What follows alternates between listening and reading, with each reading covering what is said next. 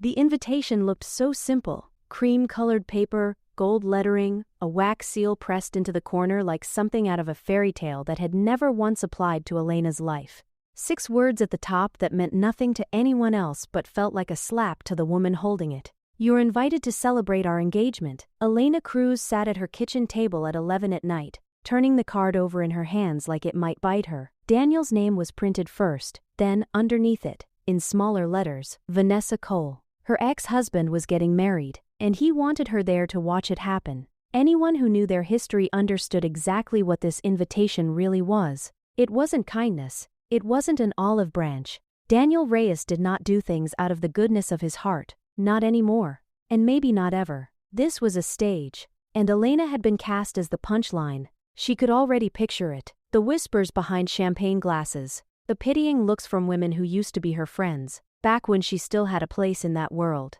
She could hear Daniel's voice in her head, smooth and rehearsed. "I just want us to be civil. For the boys." For the boys. As if he had spent even one Christmas morning with them in the last 3 years. Elena set the invitation down and looked toward the hallway, where 2 identical doors stood slightly open, nightlights glowing gold underneath them. Behind those doors her 8-year-old twin sons, Max and Leo, were asleep. The only 2 people in this story who had never once asked her to be smaller than she was. She thought about refusing. She thought about tearing the card in half and letting Daniel wonder, for once, what it felt like to not get exactly what he wanted. But then she thought about something else. Something Daniel didn't know. Something Vanessa didn't know. Something even Daniel's own mother, Grace, had only recently begun to understand in its full shape. Elena thought about the last 8 years, compressed suddenly into a single held breath. She thought about a hospital room where nobody came. She thought about an eviction notice taped to a door in the rain. She thought about a mother-in-law who had given up more than anyone ever knew to keep a broken family standing. And she thought, finally, about how far she had traveled since the last time Daniel Reyes had looked at her like she was something to be ashamed of. She was not the same woman he had left behind. He simply didn't know that yet. Elena picked up her phone and typed a single text message to a man named Arthur Kim. "I need the car, and I need the boys' school blazers pressed. We're going to a party." The reply came back within a minute. 3 words that made her smile for the first time all evening. "About time. Details?" She typed back the address, then set the phone down and sat in the quiet of her kitchen a moment longer, listening to the house breathe around her, the refrigerator humming, the twins' soft voices murmuring through a baby monitor she still hadn't retired, even though they were 8 now, some habits too hard won to give up. Tomorrow night, Daniel Reyes was going to learn that some people don't stay broken just because you walk away from them mid-fall. The night of the engagement party, the valet at the Cole family estate lined up a row of luxury cars. Sleek, polished, gleaming under string lights. Then, at the very end of that line, a modest gray sedan pulled up. Older model, practical. The kind of car nobody at this party would drive unless they had to. Laughter rippled through a cluster of guests near the entrance. Someone murmured, just loud enough to be heard, "Well, at least she's consistent." Another voice, a woman in a shimmering emerald dress, Elena vaguely recognized from Daniel's old office parties, added, "I heard she still cleans houses on the side. Bless her heart for trying." The estate behind them glittered like something rented for the evening specifically to remind Elena of everything she supposedly didn't have. A fountain-lit gold at the center of the circular drive, valets in matching vests jogging between cars, a string quartet audible faintly from somewhere near the terrace. Daniel had chosen this venue deliberately. Elena knew that the way she knew most things about him now, not because he'd told her, but because she understood exactly how his mind worked. The same careful, image-obsessed calculations that had built, and then quietly hollowed out their marriage. Elena stepped out first. Simple black dress, no jewelry except a small vintage watch on her wrist. She didn't rush. She didn't shrink. She smoothed her dress once, lifted her chin, and walked toward the entrance like she had already decided how this night would end. Vanessa met her at the door with a smile so sharp it could cut glass. "Elena, oh my goodness, so brave of you to come alone." Elena smiled back, calm as still water. "I'm not alone." Behind her, the front doors opened again. Max and Leo walked in, not in the mismatched borrowed formal wear anyone expected, but in tailored navy blazers with a small embroidered crest on the breast pocket. Walking beside them, one hand resting lightly on each boy's shoulder, was a tall, silver-haired man nobody in that room recognized. The room didn't just quiet down, it stopped. Daniel's smug, rehearsed expression, the one he'd practiced in the mirror for weeks, imagining Elena's humiliation, froze on his face. His eyes locked onto the crest on his son's blazers. He knew that logo. He'd seen it on a boardroom door 6 months ago, the same week his own firm had lost a 9-figure contract to a company that came out of nowhere and outbid them at the last possible hour. "Who," Daniel said slowly, to no one in particular, "is that man with my sons?" Nobody answered him. A junior partner from his firm leaned toward a colleague and murmured low, "That's Arthur Kim, isn't it? From the Kim Meridian Fund?" The colleague's eyes went wide and the whisper spread through the room like static electricity, guest to guest, faster than Daniel could track it. Max, always the bolder of the twins, looked around the grand foyer with open curiosity, tugging gently on Arthur's sleeve. "Is this Dad's party?" he asked, not quietly enough. "It is," Arthur said evenly, crouching slightly to Max's height. "And you two are going to be perfectly polite and perfectly yourselves. That's all anyone's asking of you tonight." Leo, quieter than his brother, had already spotted his father across the room and simply watched him with the calm, searching expression of a child trying to remember a face from a photograph rather than from memory. Vanessa's earlier smugness had drained entirely from her face. She glanced toward Daniel, then back toward Elena, then toward the boys' blazers, doing rapid math that clearly wasn't landing anywhere comfortable. And somewhere in the back of the room, standing quietly near the wall in a modest navy dress, an older woman named Grace Reyes allowed herself the smallest, most knowing smile she had worn in 8 years. She knew exactly who he was. She had known for a long time. She just hadn't told anyone yet. Before we begin, don't forget to like and subscribe to Amazing Folktale, but only if you genuinely connect with this story. Hype up the video. Also, let us know where you're watching from and what your local time is in the comments below. I love seeing how these stories connect people from all around the world. Let's get started. To understand how Elena Cruz ended up walking into that party with twin sons dressed like young executives and a stranger who made her ex-husband's confidence crumble, you have to go back 8 years. Back before the twins. Back before the wedding. Back to a woman folding hotel towels at 11 o'clock at night, dreaming about a life nobody around her believed she deserved. Elena grew up the daughter of a seamstress and a delivery driver in a house where money was counted, not spent. She learned early that nothing came without effort, not food on the table, not new shoes before winter, not the quiet dignity her mother wore like armor even when the bills piled up.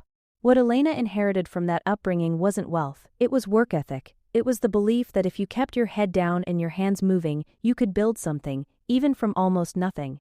At 22, she was working as a housekeeping supervisor at a mid-range hotel downtown, the kind of job most people walked past without a second thought. She managed a small team, memorized every guest's schedule so rooms were cleaned without disruption, and quietly fixed problems before her manager even noticed they existed. When a guest's water heater flooded a hallway at 3 a.m., it was Elena who rerouted 3 room assignments without a single complaint reaching the front desk. When a new hire kept breaking down in the stairwell over a controlling boyfriend who wouldn't stop texting her mid-shift, it was Elena who covered her sections quietly for a week without ever mentioning it to management, and without ever making the girl feel like a burden for needing help. She was good at her job. She was good at most things she touched, but she wanted more, not more money for its own sake, but more room to breathe, more control over her own life. She used to stand on the hotel's rooftop smoking break area, not smoking, just watching the skyline of glass office towers a few blocks over, and imagine,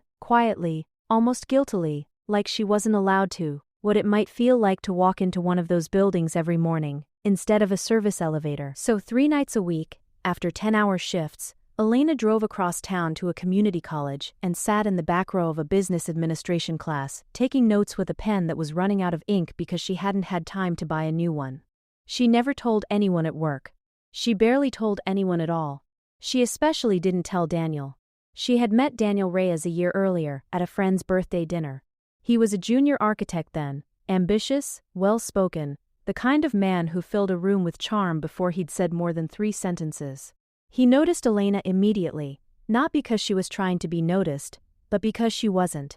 She laughed at the right moments and stayed quiet at the wrong ones, the way people do when they're genuinely listening instead of waiting for their turn to speak. Daniel liked that about her. At least, he liked it at first. When Elena finally told him about her night classes, hoping he'd be proud. He laughed. Not cruelly, not yet, just carelessly, the way people laugh when they don't understand why something matters to someone else. Business admin?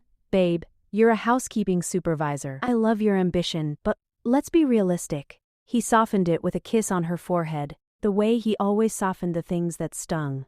I could still do more, Elena had said quietly, holding her half-finished textbook against her chest like a shield. People change careers all the time, Daniel. Sure, some people, he'd replied, already scrolling through his phone, already moving on to the next thought. I just don't want you setting yourself up to be disappointed, that's all. I say this because I love you. Elena told herself he didn't mean it the way it sounded. She kept going to class anyway. She just stopped telling him about it. She started hiding her textbooks in a tote bag at the bottom of her closet, changing out of her school clothes in a gas station bathroom before coming home so Daniel wouldn't ask questions about where 3 hours of her evening had gone. It was a small, quiet dishonesty, born entirely out of self-protection, and neither of them recognized it yet as the first brick in a wall that would eventually divide their entire marriage. That quiet secret-keeping would become a pattern neither of them recognized yet.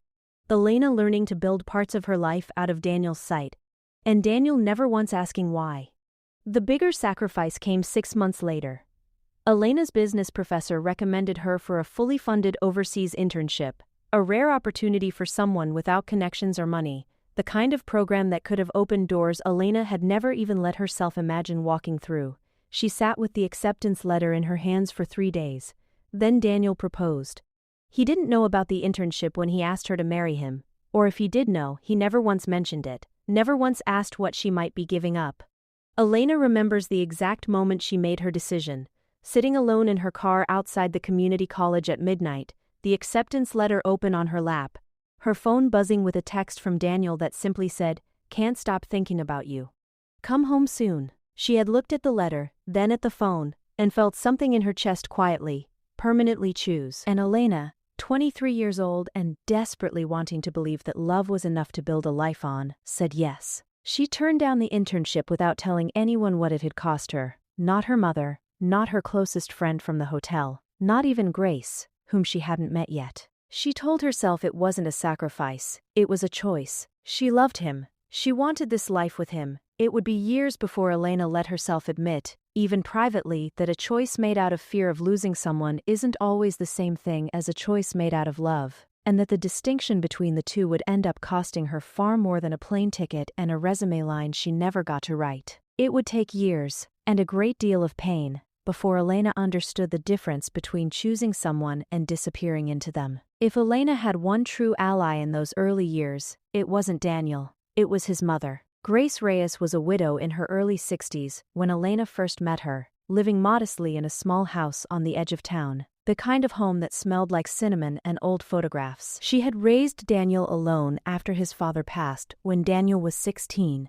working 2 jobs to keep him in a decent school, never once complaining about what it cost her. Every surface in that little house told a story if you knew how to look. A chipped teacup that had survived 3 moves, a faded photograph of a man in overalls grinning beside a work truck, a shelf of paperback novels with cracked spines from being read so many times over so many quiet, lonely evenings. From the very first dinner Elena had at that house, Grace treated her like family, not politely, not performatively, but with the kind of warmth that comes from someone who has decided, quietly and completely, to love you. She asked Elena real questions. She remembered the answers. At the second dinner she asked how Elena's mother's sewing business was doing, a detail Elena had mentioned once, weeks earlier, in passing. At the third, she'd knitted a small scarf in the exact shade of blue Elena had once said she liked, without expecting anyone to remember. She noticed things Daniel didn't, the tired circles under Elena's eyes after a double shift, the way Elena's hands trembled slightly when she talked about her dreams, as if she wasn't used to being allowed to have them.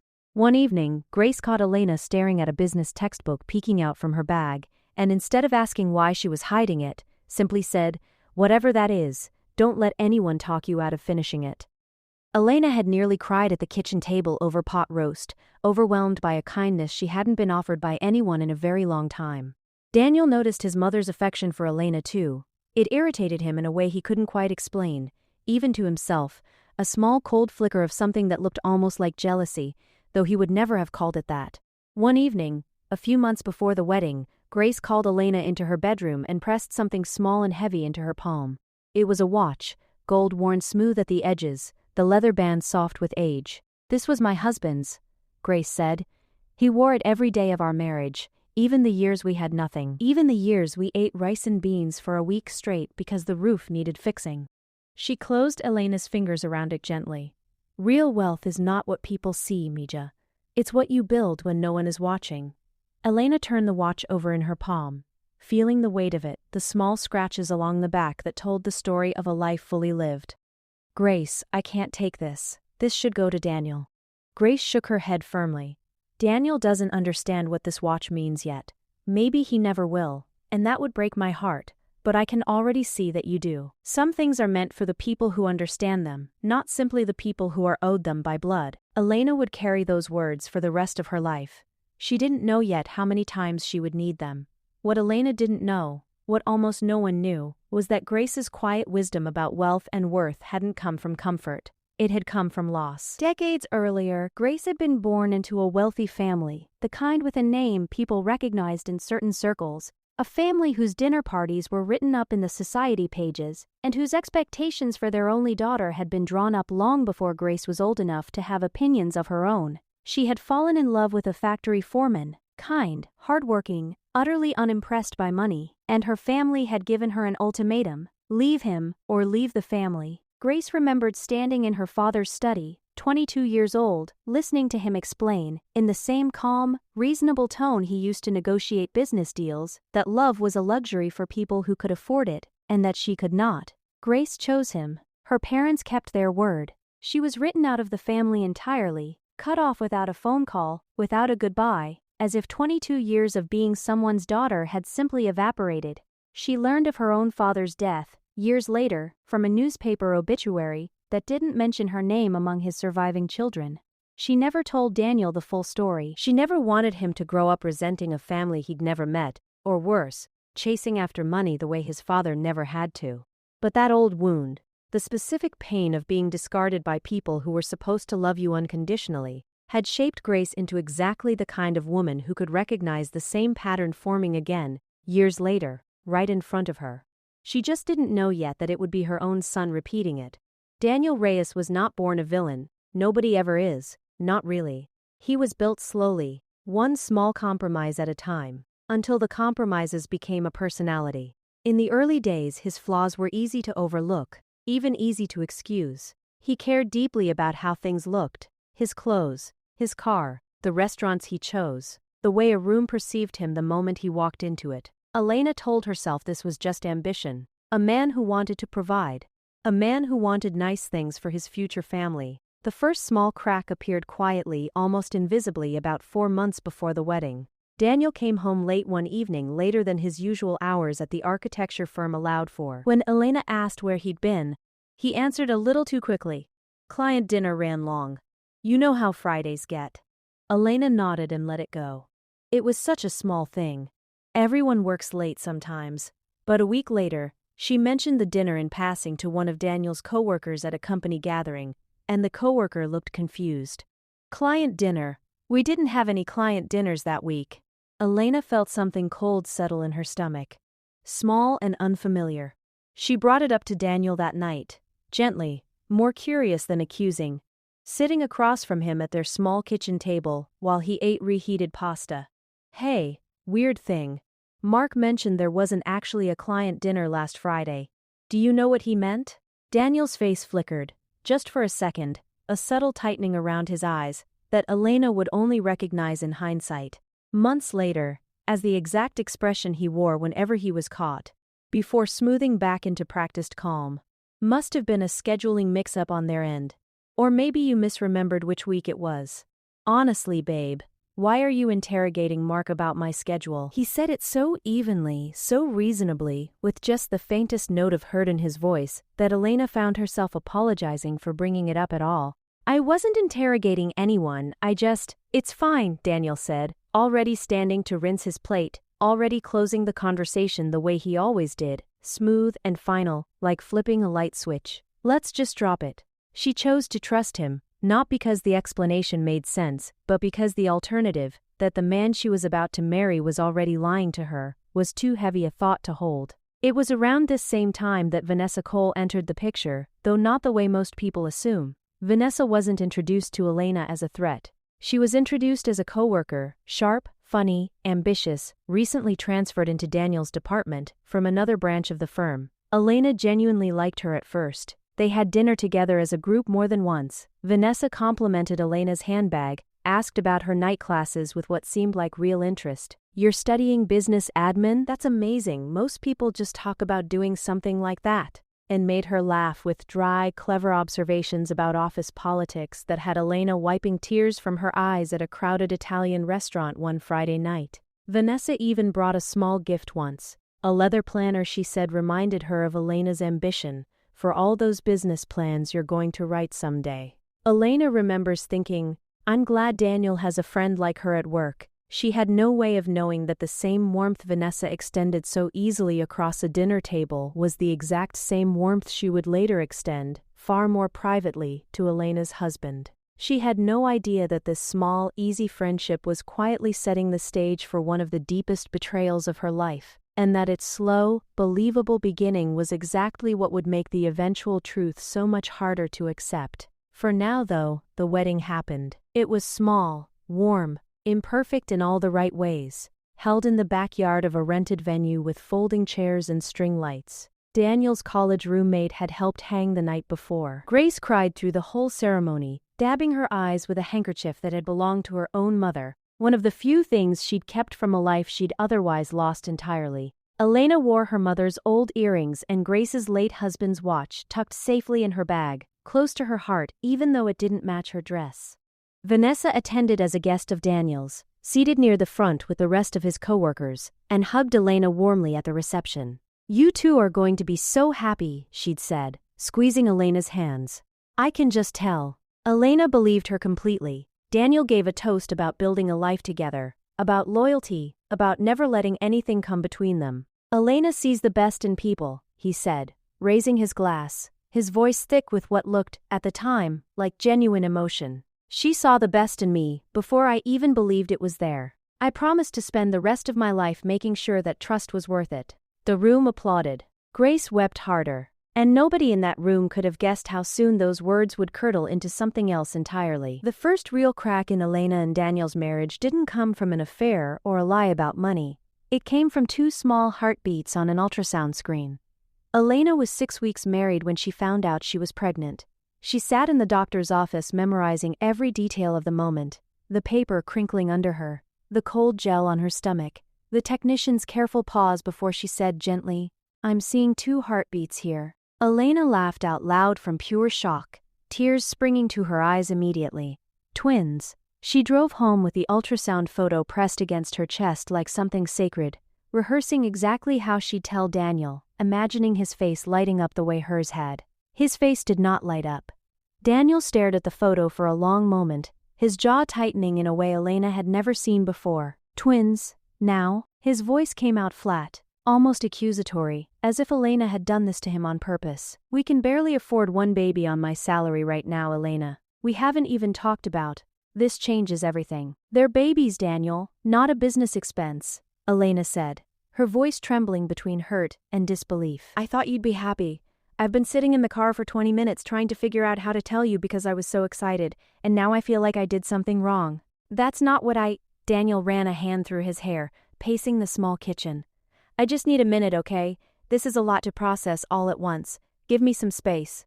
Elena felt the joy in her chest curdle into something small and confused. "There are children, Daniel. This is supposed to be a happy moment. I know that," he snapped, then caught himself softening his tone the way he always did right after he'd shown her too much. "I'm sorry. It's a lot. Give me a minute to process it." He hugged her stiffly, and Elena told herself the hug meant more than the words that came before it. It did not take long for Daniel's processing to turn into something colder and more strategic. 2 weeks later, he sat Elena down at their kitchen table, with the tone of a man presenting a business proposal rather than talking to his pregnant wife. "I think you should drop your night classes," he said. "Just for now. We need to focus everything on the babies.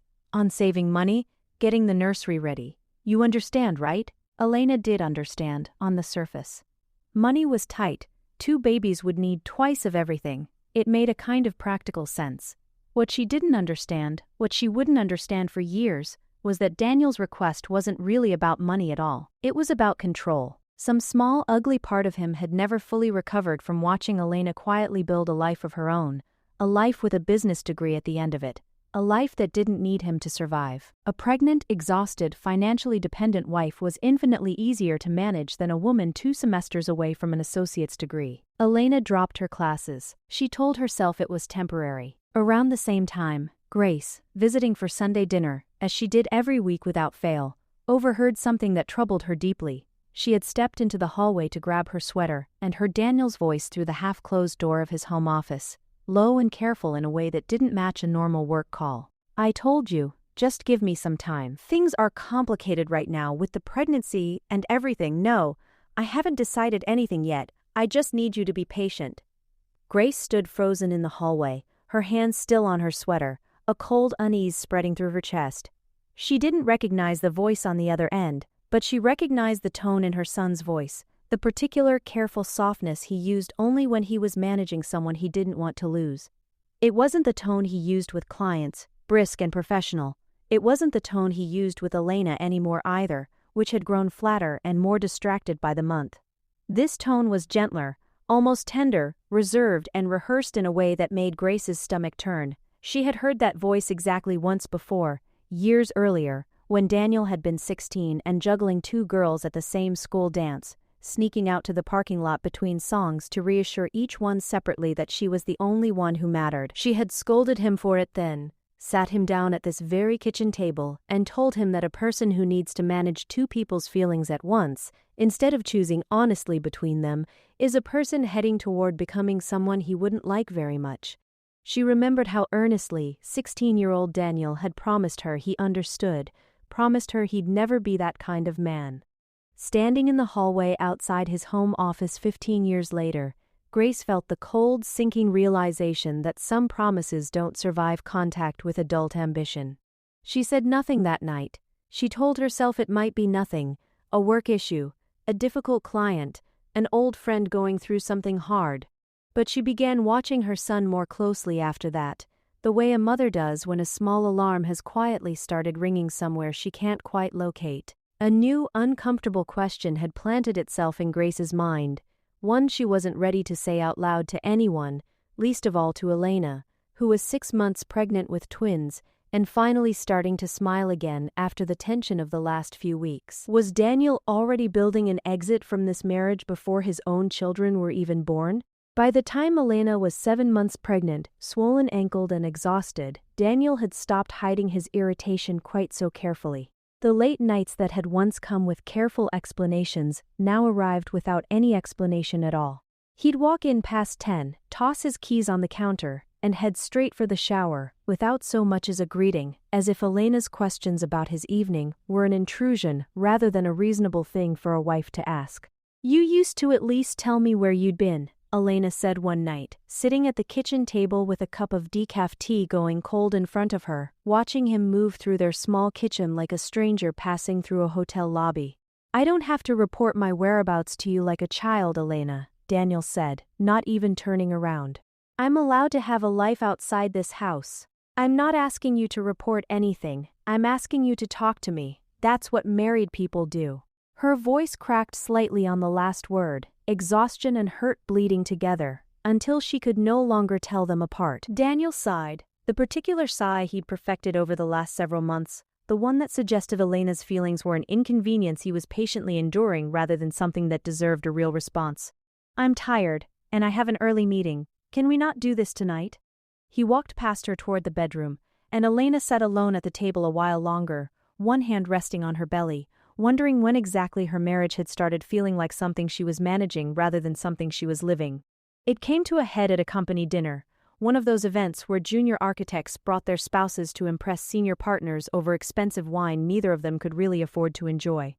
Elena arrived tired but hopeful, in a dress she'd altered herself to fit around her growing belly, wanting to support Daniel, wanting one good evening to remember before the babies came and evenings like this became rare. She'd spent an hour that afternoon practicing polite small talk in the bathroom mirror, nervous about fitting in with people who talked about ski trips and second homes like they were nothing at all. She should have known better the moment Daniel introduced her to a cluster of his colleagues with a laugh that had an edge to it. This is Elena. She used to do housekeeping over at the Marlowe Hotel, cleaning rooms, changing sheets, the whole deal. Real hands-on work, right, babe? The laugh that followed from the group was polite, but not kind. Elena felt her face heat, a familiar shame rising in her chest. Not because there was anything shameful about the work she'd done, but because of the way Daniel had said it, like it was a punchline rather than a fact. Vanessa was there too, standing just beside Daniel, and she laughed along with the rest of them. Not loudly, not cruelly on the surface, but enough. Enough for Elena to notice. Enough for something to shift quietly in her chest, a small sinking realization that this wasn't a one-time slip. This was who they were, comfortable enough with each other to mock her together without a second thought. Elena excused herself to the bathroom and cried for exactly 90 seconds before wiping her face, reapplying her lipstick and walking back out with her chin high. In the car ride home, she finally worked up the courage to say something. That joke tonight, about the hotel job, that stung Daniel. It was just a joke, Elena. Everyone laughed. You're being sensitive. He didn't even look over from the driver's seat. Vanessa laughed too, Elena said quietly, watching the streetlights slide past the window. I didn't expect that. Why wouldn't she laugh? It was funny. Daniel turned up the radio slightly, a small deliberate gesture that ended the conversation more effectively than any words could have. Elena said nothing more that night. She told herself again that it was one bad moment in an otherwise good marriage. The financial betrayal came a month later, and this one Elena couldn't explain away so easily. She and Daniel had spent 3 years building a joint savings account, money from her hotel paychecks before the pregnancy, careful budgeting, birthday gifts they'd chosen to save instead of spend. It wasn't a fortune, but it was theirs, meant for a down payment on a small house before the twins arrived. When Elena checked the account balance one afternoon, preparing to transfer money for a crib and stroller, she found it nearly empty, $12,000, gone. She confronted Daniel that evening, her voice shaking with a fear she couldn't quite name yet. Daniel, the savings account, it's almost empty. Where did $12,000 go? He sighed like a man being unfairly burdened, setting down his fork with exaggerated patience. I put it into an investment. A friend from college has this opportunity. Real estate, very low risk, big returns. I didn't want to bother you with the details while you're pregnant. I was going to surprise you. You lost $12,000 without telling me? Elena's voice cracked, her hand instinctively resting on her belly, as if protecting the babies from the news too. I didn't lose it, Elena. It's invested. There's a difference. God, why does everything have to be a crisis with you? I make one decision without running it by you first, and suddenly I'm some kind of criminal. He walked out of the room before she could respond, leaving her standing alone in the nursery they'd half-finished painting, one wall a soft yellow, the other still bare primer, one hand resting protectively over her belly, the crib they hadn't finished assembling standing in pieces against the wall like an unfinished promise. She stood there a long time, listening to the front door close, then the car engine start in the driveway, then silence. She didn't know where he'd gone.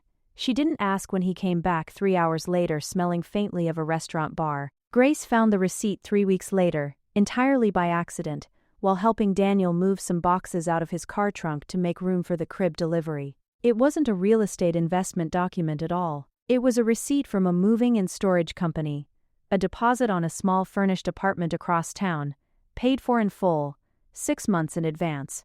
Grace stood in the driveway holding that receipt for a long time, her heart pounding in a way that had nothing to do with the summer heat. She didn't show it to Elena that day. She told herself she needed to be certain first, certain of what it meant, certain she wasn't about to shatter her son's marriage over a misunderstanding. But deep down, in the quiet, honest part of herself that had survived being cut off from her own family decades earlier, Grace already knew. She had seen this exact pattern before, not in Daniel, in her own father decades ago, quietly moving money before he moved himself, long before anyone else understood what was happening. History, it seemed, did not care whether you recognized it the second time around. The final piece of this escalation came a few weeks later, when Daniel came home one evening with a folder of documents and a tired, business-like sigh. Tax stuff, he said, sliding the papers across the table toward Elena, not quite meeting her eyes. Just need your signature here and here, restructuring some of the accounts for a better filing status before the babies come. Boring stuff. I already talked to the accountant. Should I read through it first?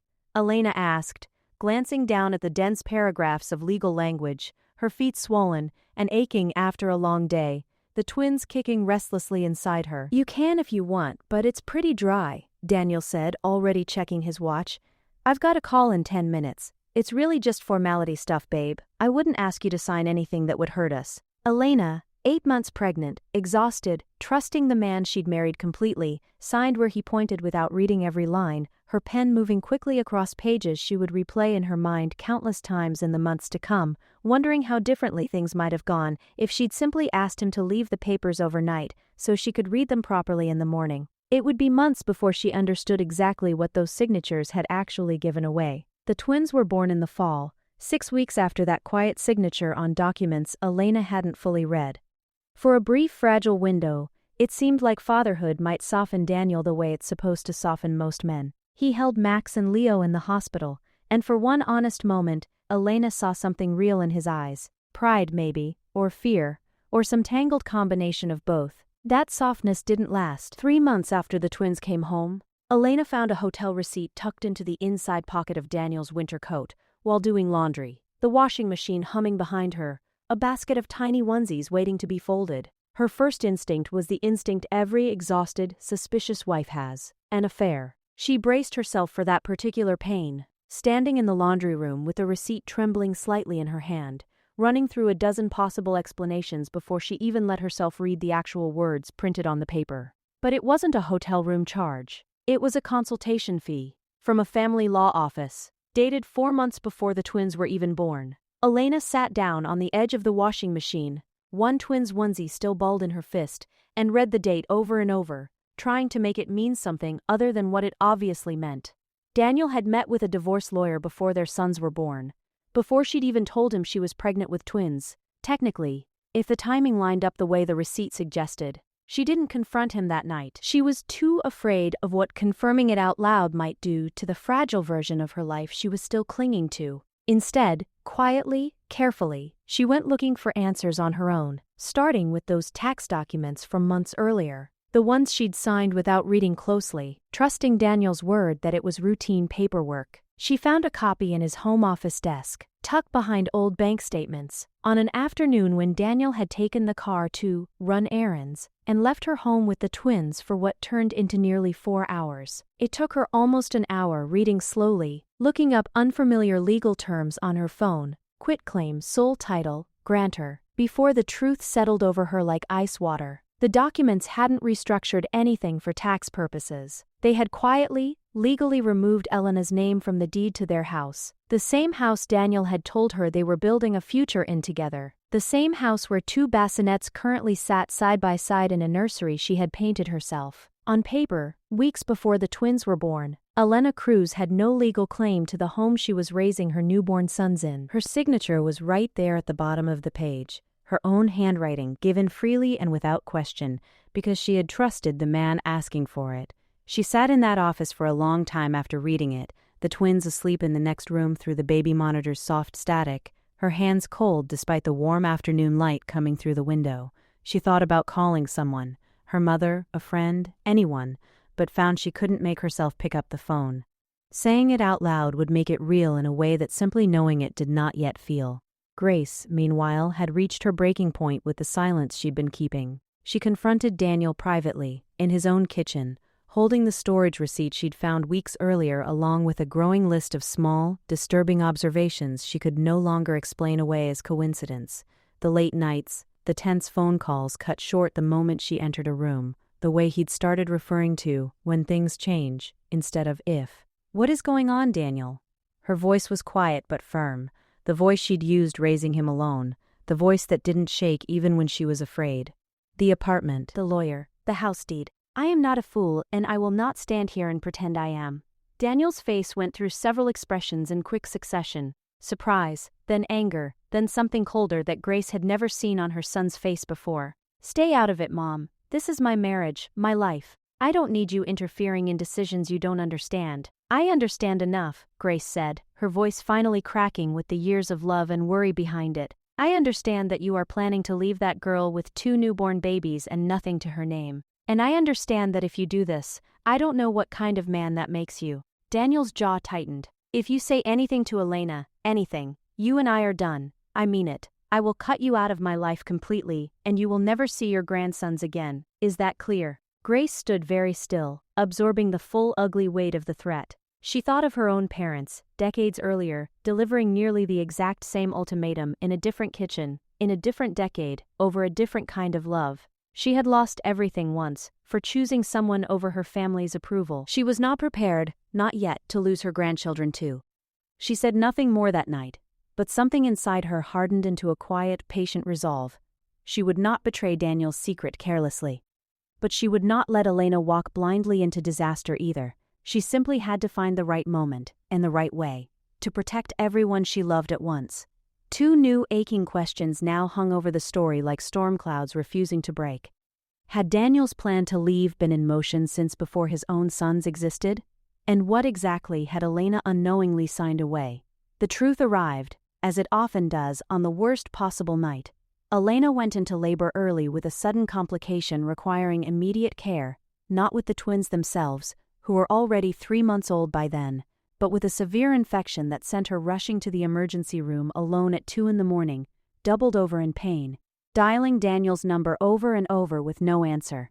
The pain came in waves sharp enough to make her pull the car over twice on the way to the hospital, her hands shaking too badly to hold the phone steady against her ear as it rang and rang into voicemail. A kind stranger in the parking lot ended up helping her into a wheelchair when she couldn't stand upright any longer. A nurse taking one look at her and immediately calling for a doctor. Through it all, Elena kept glancing at her silent phone, willing it to light up with Daniel's name, refusing to believe that the father of her children could simply be unreachable during what felt, in that moment, like it might be an emergency. She called 7 times before a nurse finally helped her reach someone, not Daniel, but Grace, who arrived at the hospital within 20 minutes, breathless, still in her nightgown under a coat, terror written plainly across her face, her hair still pinned up from bed. She rushed to Elena's bedside and gripped her hands so tightly Elena could feel her own pulse answering back. "I'm here, Mija. I'm here. You're not alone. Do you understand me? Whatever happens tonight, you are not alone." Grace's voice shook with a fierceness Elena had never heard from her before,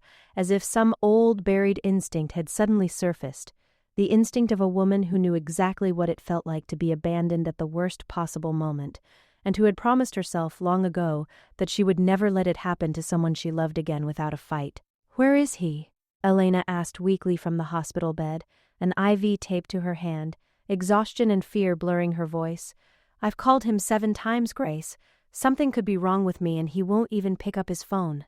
Grace sat down slowly in the chair beside the bed, and Elena would remember, for the rest of her life, the exact moment her mother-in-law's face changed, the moment Grace decided finally that silence had done enough damage. "He's not picking up," Grace said quietly, "because he's in a meeting, a real one, just not the kind you're imagining." Elena felt her stomach drop even through the haze of pain medication. "What do you mean?" Grace took a long, unsteady breath. "I found a receipt for an apartment months ago, paid in full, in someone else's name on the lease alongside his. I found a lawyer's business card in his coat pocket. Tonight, while you were being rushed here, I called his office, hoping to reach him for you. His assistant told me he'd left for a dinner meeting 2 hours ago with a woman named Vanessa Cole, discussing his transfer to a new position in another city." The words landed like individual blows, each one worse than the last. Elena lay very still, the hospital monitor beeping steadily beside her, as the full shape of the last year rearranged itself in her mind. The late nights, the missing savings, the signed documents, the divorce lawyer receipt. It wasn't a series of unrelated mistakes. It was a plan, executed patiently, over more than a year, while Elena had been pregnant, then postpartum, then simply too exhausted to notice the ground shifting beneath her. "He's leaving," Elena whispered. "It wasn't a question." "I believe so," Grace said, her voice heavy with an old familiar grief. "I am so sorry, Elena. I should have told you sooner. I was afraid. Afraid of losing my own grandsons if I spoke too soon. Afraid of being wrong. Afraid of so many things that I let you walk further into this than you ever should have had to." Elena didn't have the strength to be angry at Grace that night. Some deeper instinct told her that Grace's silence had never come from cruelty. It had come from a fear Grace had earned the hard way, Decades earlier, in a story Elena still didn't fully understand yet. What Elena also didn't know that night, what wouldn't become clear until much, much later, was that Grace's decision to finally speak wasn't just about protecting Elena. It was about something bigger, something Grace had been quietly building behind the scenes for longer than anyone realized, a debt she felt she owed not just to Elena, but to a version of herself who had once been abandoned in almost exactly the same way. The shock of Daniel's betrayal had finally been delivered, but the deepest layer of Grace's involvement, and the reason she had waited so long to reveal it, remained hidden for now, a secret even bigger than the one she'd just confessed. Daniel didn't come to the hospital that night, or the next morning. Elena spent 2 days in a hospital bed with an IV drip and a fever that finally broke on the second evening, Grace never once leaving her side, bringing the twins in briefly each day so Elena could hold them despite the tubes and monitors tangled around her. Not a single text came from Daniel. Not one call. It was as if he had simply ceased to exist the moment the truth of his double life had been spoken aloud in that hospital room. When Elena was finally discharged, weak but stable, she came home to find his side of the closet empty, and a note on the kitchen counter. Not even a phone call, a note, like she was a tenant being given proper notice. "I think we both know this isn't working. I've taken a position in another city. I'll be in touch about the boys, D." He had also taken the car. It was registered in his name, technically a fact Elena hadn't thought twice about at the time they bought it. Now she stood in an empty driveway with 2 3-month-old infants, a hospital bill, and no vehicle to get to a job she no longer even had, since she'd stopped working entirely in her final months of pregnancy at Daniel's insistence. The eviction notice came 6 weeks later. Daniel had promised in a brief, cold phone call to keep covering rent on the house until things settled. He stopped the payments after the second month, without warning, without a call. Elena found the notice taped to her front door on a rainy Tuesday afternoon, both twins crying in their stroller beside her because she'd just walked 6 blocks back from the pharmacy, in the rain with no car and no way to keep them dry.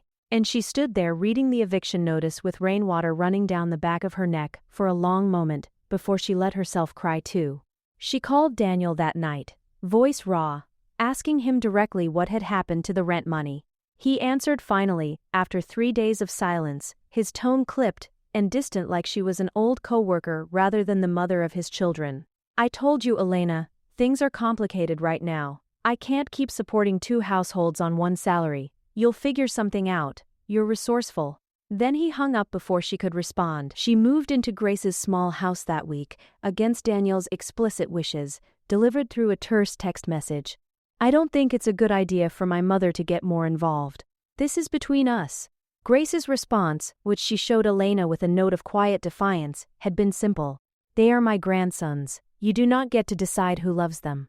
For nearly a year after that, Daniel disappeared almost entirely. No calls, no visits, no child support, no explanation, nothing but silence stretching out long enough that Elena stopped expecting anything from him at all.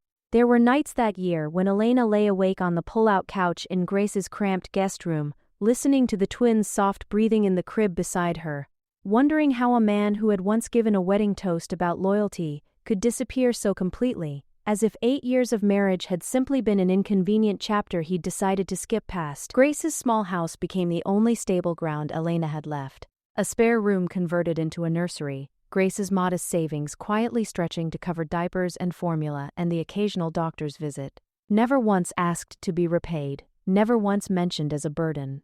Grace took the overnight feedings in shifts with Elena without being asked, learned to warm bottles one-handed while humming old songs under her breath, and never once, in all those exhausted months, made Elena feel like a guest in her own home rather than family. Daniel resurfaced only when it was time to make the separation official. He arranged a meeting through a lawyer, formal and impersonal, sliding a settlement offer across a conference table like he was closing a business deal rather than ending a marriage.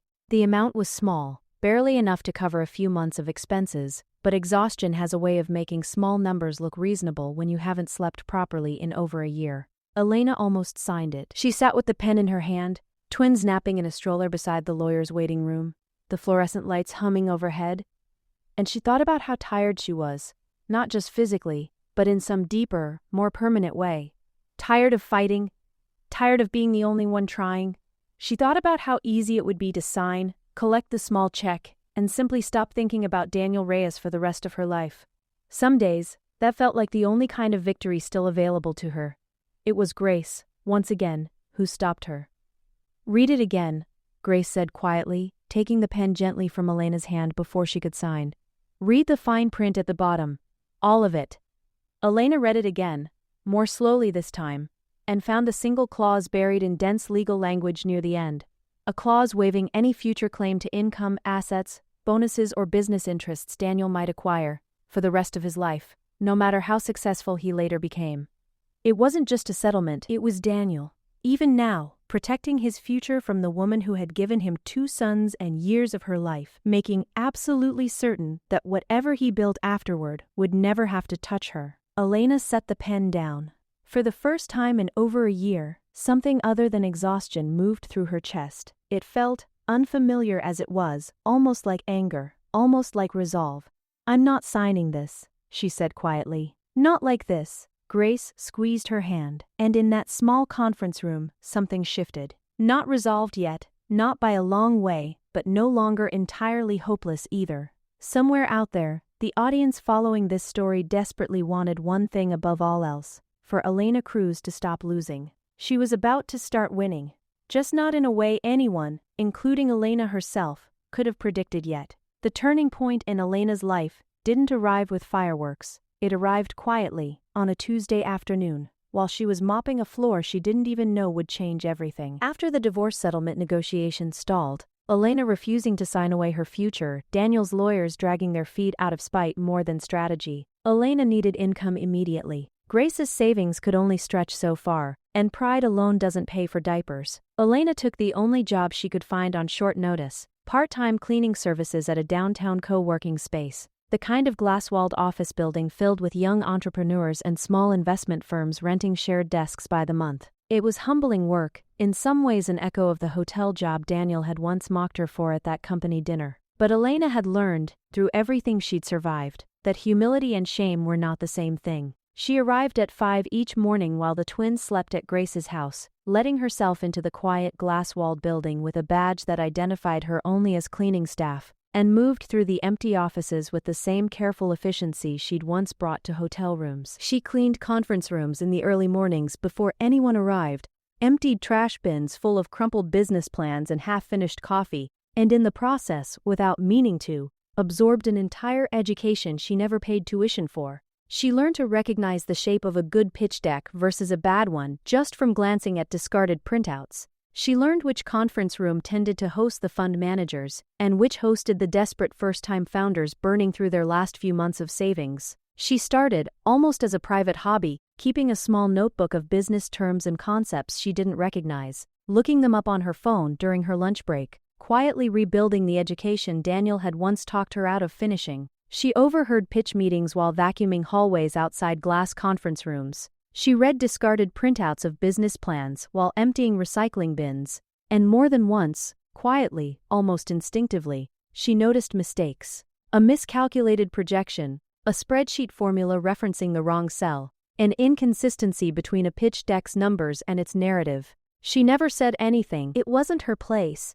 But her old business admin coursework, unused for years, began quietly waking back up in the back of her mind. The moment that changed everything happened on an ordinary Thursday. Elena was straightening a conference room after a meeting had ended, and a business plan had been left behind on the shared printer, forgotten by whoever had printed it. She glanced at it while stacking it neatly on the table, and noticed, almost without meaning to, that page 14's revenue projection contradicted page 6's stated growth rate by a wide, obvious margin. She was still standing there, quietly recalculating the numbers in her head out of old habit, when a man walked back into the room to retrieve his forgotten papers. "Can I help you?" he asked, not unkindly, just curious, noticing the cleaning cart beside her, and the focused expression on her face. Elena flushed, embarrassed to be caught. "I'm sorry, I wasn't reading it. I just noticed the numbers on this page don't match the ones on page 6. It's probably not my place to say anything." The man, silver-haired, unhurried,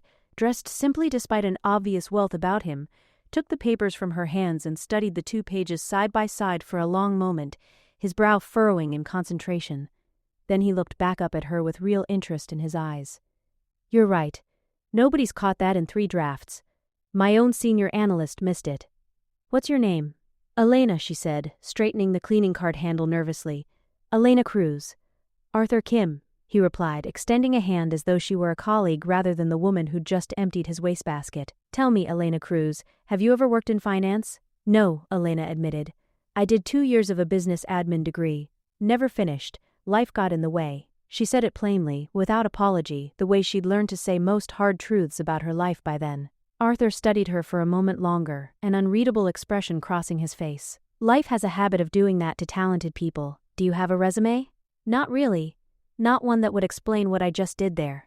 Then write me one that does, Arthur said, handing her his business card. Come by my office Thursday morning before your shift. No promises. But I'd like to know more about how your mind works. That conversation led almost improbably to an unpaid trial position helping Arthur review incoming business proposals for a small investment fund he ran. Nothing glamorous, nothing guaranteed, just an opportunity built entirely on the fact that Elena had noticed something true in a room where everyone else had missed it. Grace made that opportunity possible in ways Elena wouldn't fully understand until much later. Quietly, without ceremony, Grace withdrew a portion of her own modest inheritance, the small settlement she'd received decades earlier when her estranged wealthy family had passed away one by one. Money she'd never touched out of a complicated mixture of pride and grief, and used it to cover reliable childcare for the twins, so Elena could take unpaid hours to prove herself at Arthur's firm without her sons going without. She never told Daniel, she never asked Elena to repay her. She simply said, the one time Elena tried to thank her properly, you would do the same for me. That's what family does. There was one more person who mattered enormously during this quiet rebuilding, a woman named Marisol, who had worked the overnight cleaning shift alongside Elena during those first difficult months at the co-working space.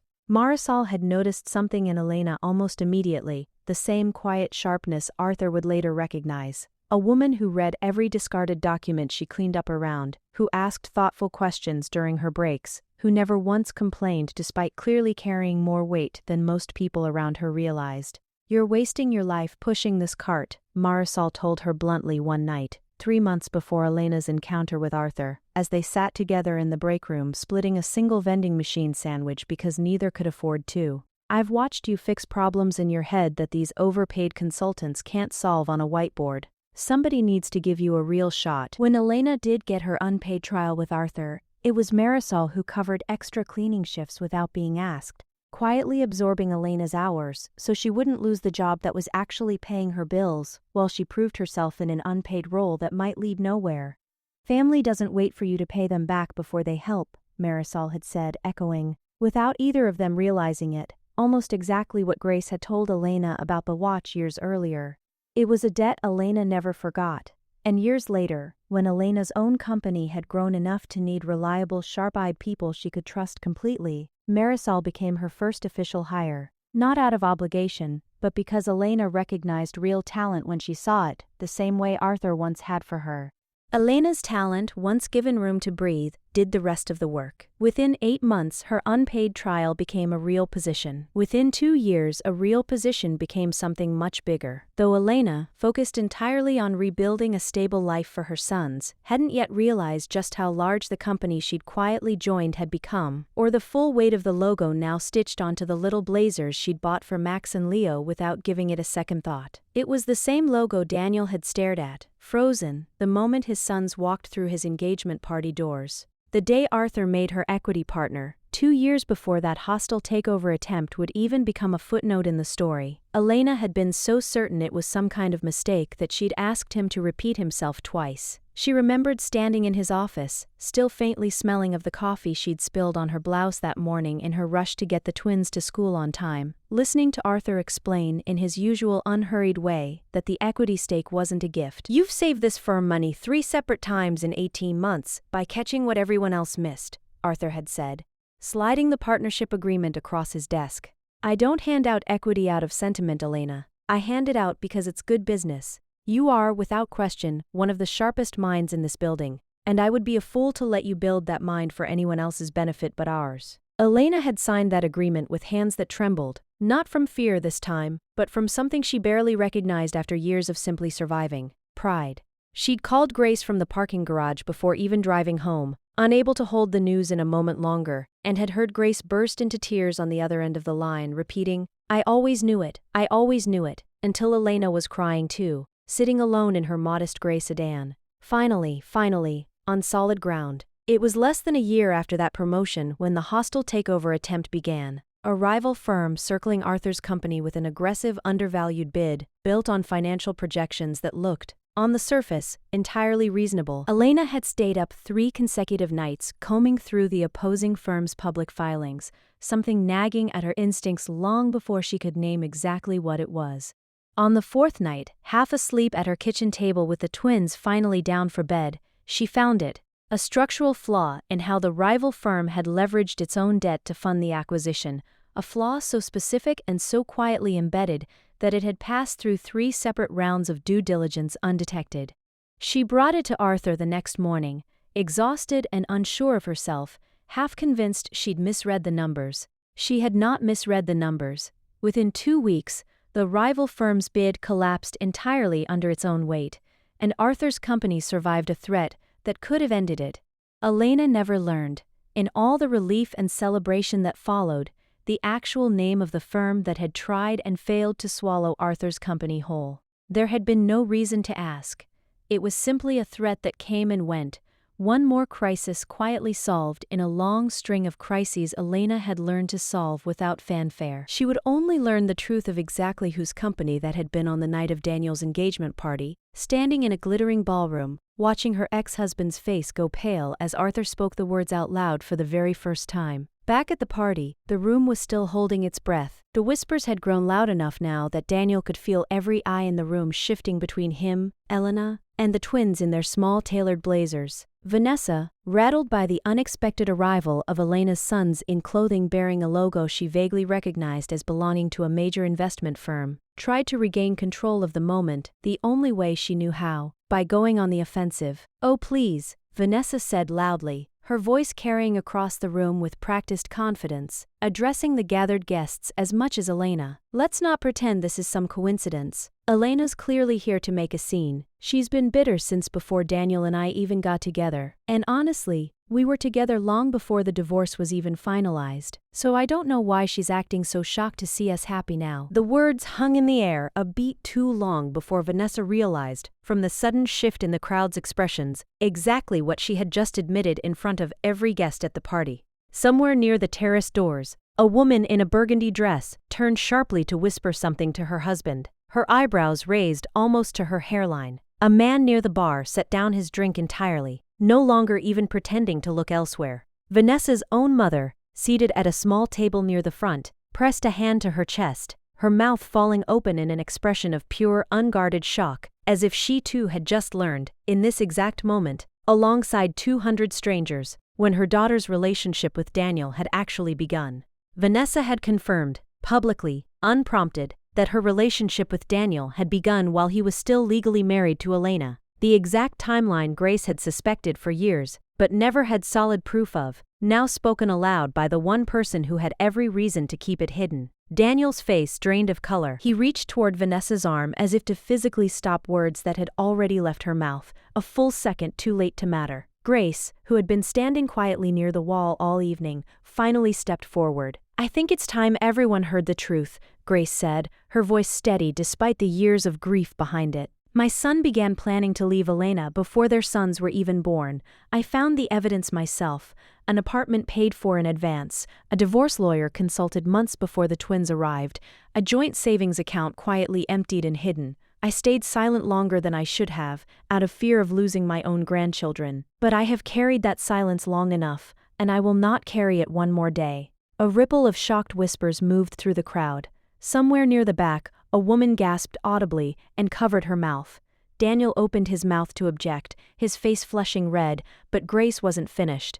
"I helped Elena survive the year after Daniel abandoned her," Grace continued, her voice thickening with emotion now. "I used money from my own family, a family that cut me off decades ago for marrying a man they thought was beneath me, in almost the exact same way my son tried to discard Elena. I know what it feels like to be thrown away by people who are supposed to love you unconditionally. I was not going to let it happen to her, or to my grandsons without doing something. Before the room could fully absorb Grace's confession, Arthur Kim stepped forward from where he'd been standing quietly beside the twins. "I think there's something else this room should understand," Arthur said calmly, commanding attention without raising his voice. The kind of quiet authority that came from decades of being the smartest person in rooms far more intimidating than this one. "Elena Cruz isn't simply an employee of my firm. 2 years ago, during a hostile takeover attempt against my company, it was Elena who identified the flaw in the opposing firm's financial strategy that ultimately caused their bid to collapse. She was working nights, still finishing her own coursework on her own time, still raising 2 young sons largely on her own, and she found something 3 senior analysts with decades of combined experience had missed entirely. I made her an equity partner shortly afterward, in recognition of what she saved. Not out of charity, but because it would have been foolish not to." He paused, letting that settle, before delivering the line that would recontextualize the entire evening. "That opposing firm," Arthur said, turning his gaze deliberately toward Daniel for the first time, "was yours." The room went utterly silent. Daniel's face went through several colors in quick succession: confusion, then dawning horror, then something close to disbelief. He had spent 2 years quietly nursing the wound of that failed takeover, the deal that had cost his firm 9 figures, and nearly cost him his job. He had never once known, never even considered, that the person who had quietly, brilliantly dismantled his firm's entire strategy from the inside of a rival company was the same woman he'd been trying to humiliate at his own engagement party. He had unknowingly tried to destroy his own ex-wife's success, and he had lost. For a long moment, nobody in the room moved. The string quartet, which had been playing softly near the terrace doors all evening, had gone completely silent, the musicians themselves frozen mid-note, unsure whether to keep playing through what was clearly no longer a party, but something closer to a public trial. Then Daniel, cornered and humiliated in front of every guest he'd invited to witness Elena's supposed downfall, did what wounded pride so often does. He lashed out. "This is a setup," he said, his voice rising, pointing an accusing finger at Elena. "You planned this. You've been plotting some kind of revenge this whole time, haven't you? Using my own mother, using Arthur, all of it, just to embarrass me at my own party." Elena looked at him for a long moment, and when she finally spoke, her voice was calm, not cold, not gloating, simply certain. "Daniel, I didn't even know your firm was behind that takeover attempt until after the deal had already closed. I found out the same way everyone else in this room just did, by hearing it out loud, in real time. This isn't revenge. I didn't plan any of this. I just kept building a life for our sons, and it turned out to be a good one." She paused, glancing briefly at Max and Leo, who stood watching with wide, solemn eyes, before turning back to Daniel. "You invited me here tonight to watch you humiliate me in front of people who used to matter to me. That was your plan, Daniel, not mine. I just refused to shrink the way you expected me to. What happened to your firm isn't something I did to you. It's something you did to yourself, walking into a fight you didn't know you'd already lost, the same way you walked away from a family that was never yours to discard so carelessly." Vanessa, who had spent the last several minutes trying to process both her own accidental confession and the staggering revelation about Daniel's business failure, turned toward Daniel with an expression that had shifted entirely from social ambition to genuine anger. "Wait," she said slowly. "How much did your firm actually lose in that deal? You told me it was a minor setback. You told me we were fine financially, that the wedding and the house wouldn't be a problem." Daniel didn't answer immediately, and his silence answered for him. "You lied to me too," Vanessa said, her voice rising now, all pretense of composure gone. "About the money, about her." She gestured sharply toward Elena. "About all of it." It was in that charged, chaotic silence that the smallest voice in the room cut through everything else. Max, 8 years old, dressed in his little navy blazer, tugged gently on his father's sleeve and looked up at him with the simple, devastating honesty only a child can deliver. "Dad," Max said, his voice small but perfectly clear in the silent room. "Why didn't you ever come see us? You knew where we lived. Grandma told us. Why didn't you ever come?" The question wasn't cruel, it wasn't strategic, it was simply, achingly true, an 8-year-old boy asking the one question every adult in that room had been too afraid, or too polite, or too complicit to ask out loud. Daniel opened his mouth. Nothing came out. For the first time in his adult life, every careful, practiced answer he had ready for every possible situation failed him completely. He looked down at his son's small, upturned face, a face that had his own eyes, his own stubborn chin, and found that 8 years of excuses simply evaporated in front of the one audience he had never once had to perform for. Leo, standing slightly behind his brother, added quietly, "We used to wait by the window on Sundays. Grandma said maybe you'd come. We stopped waiting after a while." He didn't say it with anger. That was the part that seemed to hurt Daniel most of all. The complete absence of blame in his son's voice, as if abandonment had simply become an ordinary fact of his childhood, no more remarkable than the weather. The silence that followed Max's question was the loudest sound of the entire evening. Word travels fast in rooms full of investors, and consequences, once they start, rarely arrive alone. Among the guests scattered throughout Daniel's engagement party were 3 men Elena recognized from Arthur's occasional business dinners. Remaining investors in Daniel's firm, people who had stayed loyal through the failed takeover 2 years earlier. Hoping the company would recover its footing under Daniel's leadership, they had come to the party as a courtesy, a social gesture toward a colleague's personal milestone, the kind of obligatory appearance business relationships often require. One of them, a heavy-set man named Frank Delacroix, who had personally vouched for Daniel to the firm's board just 8 months earlier, stood near the bar the entire time, his expression shifting from polite boredom to open alarm as the evening's revelations unfolded in front of him. He'd invested nearly $2 million of his clients' retirement funds into Daniel's firm on the strength of Daniel's reputation as a steady, trustworthy leader. Watching that reputation dissolve in real time, in front of dozens of witnesses, was not something he could simply overlook and go home to sleep soundly. What they witnessed instead was their business partner's ex-wife revealed as the architect behind their firm's most humiliating defeat, his fiancée publicly confirming an affair that had begun during his marriage, his own mother exposing a pattern of financial deception spanning years, and his young son asking, in front of an entire room, why his father had abandoned him. One by one, quietly, without confrontation or drama, those investors began making their way toward the exit. It wasn't a dramatic walkout. It was something quieter and more devastating, the simple, unmistakable body language of people who had just seen enough to know they didn't want their names anywhere near this man's future. Daniel watched them leave from across the room, understanding with sick clarity that this wasn't just a social humiliation anymore, it was a business one. The investors he needed to keep his struggling firm afloat had just witnessed, firsthand, exactly the kind of man he really was, and men like that don't get second chances with people's money. Vanessa didn't wait for the party to end before making her decision. She walked directly up to Daniel, pulled the engagement ring from her finger, and pressed it into his palm without ceremony. "I can build a life with a lot of things," she said, loud enough for the remaining guests to hear clearly. "I can't build one with a liar. Not about money, and definitely not about a family you clearly never really left behind, even when you should have been standing in front of them, instead of running from them." She turned and walked toward the exit without looking back. By the end of the evening, Daniel stood nearly alone in the same room he had filled just hours earlier, planning every detail of Elena's public humiliation. The string lights he'd chosen so carefully still glowed overhead, indifferent to everything that had unraveled beneath them. The expensive catering sat mostly untouched on long tables, waiters quietly beginning to clear plates that had barely been touched, exchanging glances with each other that suggested this particular gathering would become office gossip for weeks. Frank Delacroix paused at the door on his way out, turning back just once. "I'll be calling you Monday morning, Daniel. We need to discuss the fund's exposure." His tone left no room for negotiation.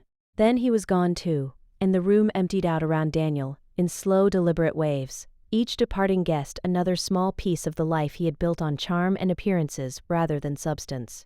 Grace lingered by the door for a moment on her way out with Elena and the boys, looking back at her son, standing alone amid the wreckage of his own celebration. For a moment, something like pity flickered across her face, old habits of motherhood dying hard even now. But she said nothing to him. There was nothing left to say that 8 years of silence and 1 evening of truth hadn't already covered. The man who had orchestrated this entire evening to make his ex-wife feel small stood surrounded by empty chairs, understanding at last, in the hollow silence of his own success unraveling, exactly what it felt like to be the one left behind. The humiliation he had planned so carefully for someone else had become, in the space of 1 evening, entirely his own. 3 weeks after the party, Elena drove out to Grace's small house on a quiet Sunday afternoon. The twins buckled into the back seat, arguing cheerfully over whose turn it was to pick the radio station. A small, ordinary argument that Elena savored more than she could explain, precisely because it was so blessedly normal after everything that had happened. In the weeks since the engagement party, the story had traveled through certain circles, the way these things always do. Daniel's firm had quietly lost 2 more major investors beyond Frank Delacroix, both citing restructuring concerns in official statements that fooled absolutely no one who had heard the real story. Vanessa had moved out of the apartment they'd shared and, according to a mutual acquaintance who mentioned it to Grace at church, was reportedly telling anyone who would listen that she'd always had her suspicions about Daniel. A small human absurdity that made Elena laugh out loud the first time she heard it, more from disbelief than genuine amusement. Elena, for her part, had stopped thinking about Daniel almost entirely within the first week. There simply wasn't room for him in the life she was building, a life full of school pickups and board meetings, of Max's soccer practice, and Leo's growing obsession with building elaborate structures out of anything he could get his hands on, of quiet Tuesday dinners with Arthur's team going over quarterly projections, of a business partnership that had, against every original odd, become the foundation of an entirely new life. She found Grace in the garden, kneeling in the dirt among a row of tomato plants, exactly where Elena had first learned, all those years ago, that real wealth wasn't measured in what people could see. Elena sat down on the small stone bench beside the garden and reached into her bag, pulling out a small velvet box. Inside it was the watch, Grace's late husband's watch, the one Grace had pressed into her hands before her wedding. All those years and all that heartbreak ago. It had been cleaned, restored, the leather band replaced with careful attention to match the original as closely as possible, and on the inside of the case, freshly engraved in small, careful letters, were the words Grace had spoken to her that very first night. "Real wealth is what you build when no one's watching. You taught me that." Grace read the inscription slowly, her weathered hands trembling slightly as she traced the letters, and when she looked up at Elena, her eyes were full. She held the watch to her chest for a long moment, the way she might have once held her own husband's hand, and when she finally spoke, her voice was thick with an emotion that had been building for 8 long years. "You didn't have to do this," Grace said softly. "Yes, I did," Elena replied. "You gave me everything when you had every reason not to. You risked your relationship with your own son to protect me and the boys. You used money you'd earned through your own pain to make sure we survived. I don't have words big enough for what that means, so I thought I'd at least give you this back, the way it was always meant to be, worn by someone who understands what it actually represents." Grace pulled Elena into a tight, tearful embrace, and across the yard, Max and Leo ran through the grass chasing each other, laughing, blissfully unaware of just how much had been quietly sacrificed to give them this simple, ordinary, joyful afternoon. That evening, over dinner, Grace made a request she'd been holding on to for weeks. "I don't want to be someone you visit anymore, Elena. I want to be part of your life. All of your life. Every Sunday, every birthday, every ordinary Tuesday if you'll have me." Elena smiled, reaching across the table to squeeze her hand. "You've been part of our family since before I even married Daniel. Grace, you just never stopped being ours, even when he did." As for Daniel, Elena felt something that surprised her in the weeks that followed. Not triumph, not lingering bitterness, but something quieter and, in its own way, more powerful. She did not forgive him for his sake. She would never owe him that. She chose instead to release the anger for her own sake, and for the sake of 2 little boys who deserved a mother unburdened by the weight of a man who had never deserved her loyalty in the first place. She did agree eventually to let Daniel see the twins again, on a supervised, gradual basis, not because he had earned it in any real sense, but because she believed, the way Grace had once believed, all those years ago, about the value of quiet integrity, that her sons deserved the chance to form their own honest understanding of their father, without her anger standing in the way of it. Whether Daniel would actually show up for those visits, consistently and without excuse, remained an open question. But for the first time, it was a question Elena could hold with calm curiosity rather than desperate hope. She no longer needed him to be a good father in order to be a good mother. That distinction, hard won over 8 difficult years, had become the quiet foundation of her peace. That evening, after driving home from Grace's house with 2 sleepy boys in the back seat, Elena stood in her kitchen a while longer than she needed to, watching the last of the sunset fade over her backyard through the window above the sink. She thought about the girl she used to be, the one hiding textbooks at the bottom of a closet, changing clothes in gas station bathrooms, apologizing for asking simple questions at her own kitchen table. She thought about how far that girl had traveled to become the woman standing in this kitchen now, unafraid, unashamed, entirely her own. Years from now, Max and Leo would grow up understanding a story far bigger than the party where they wore matching blazers and quietly stunned a room full of strangers. They would understand that their mother had built an entire life out of nothing but persistence and honesty, cleaning conference rooms at 5 in the morning while the rest of the city slept, catching a spreadsheet error nobody else had noticed, refusing to sign away her future, even when exhaustion made it tempting. They would understand that their grandmother had sacrificed everything to protect a family that wasn't required to keep her, choosing love over inheritance not once but twice in her lifetime, and finding in the end that the second choice healed a wound the first one had left open for decades. And they would understand that real wealth, the kind that actually lasts, the kind no engagement party or humiliating invitation could ever take away, has never once been about what other people see when you walk through the door. It has always been about what you quietly choose to build, one honest day at a time, when absolutely no one is watching at all. Moral of the story, that actual success results from self-respect, honesty, and hard work instead of money or vengeance. After her husband left her, Elena experienced betrayal, humiliation, and many difficulties, yet she never gave up. She chose to raise her children, work diligently, and better her life with perseverance and bravery instead of looking for vengeance. Eventually, her empathy, intelligence, and hard work brought her tremendous success, therefore proving that hard times pass. On the other hand, Daniel went for lying, pride, and greed.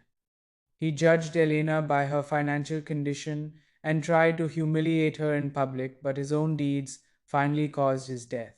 The story reminds us that since everyone may advance by means of perseverance and hard work, people ought never to undervalue others, depending on their present situation. It also makes us see that respect, loyalty, and honesty are the basis of a happy and meaningful life, and that character is more important than money. Good deeds ultimately have long term benefits, whereas dishonesty and selfishness always have effects.